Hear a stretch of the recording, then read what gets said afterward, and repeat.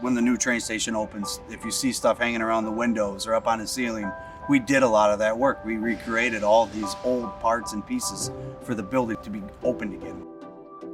You could still see a lot of the old damage. The building was in like really bad shape. The architectural elements that we worked on were very unique, like so different than what we normally do. What I do is we build a lot of parts, automotive parts. We do prototype parts here, so if you don't have the part, or you have the part but it's broken, we can scan it, and then we can make a 3D model and we can print it. Once I found out that we had a project to work on the train station, I was pretty thrilled about that. That place has been an eyesore for as long as I can remember.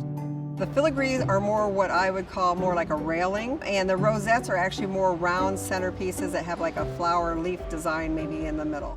It's basically a part, it's just not going to go on the automobile. The parts we were given were definitely weathered.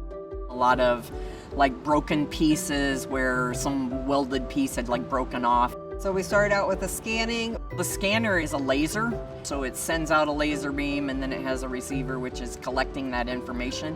They were quite big pieces. Took a lot of scanning work to, get the whole thing. Not any one of us can do it alone as far as getting the whole project done. It's never one person. It definitely does encompass our whole team. I'll go through every single layer slice to make sure it's printable. When I throw it on a thumb drive, and I'll take it out to the machine, and then that's when the magic happens. It lays down 4,000 layers per sweep. It uses lasers to solidify the nylon powder until you've got your 3D model.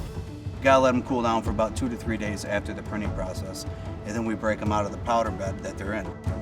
It was a huge group effort here to get them all the way down to the train station, to get them on the wall, on the ceilings, the windows, all that. I am very proud. We worked hard on those parts.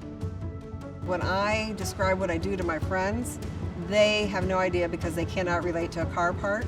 But when I say the train station window, they're like, oh, that's what you do.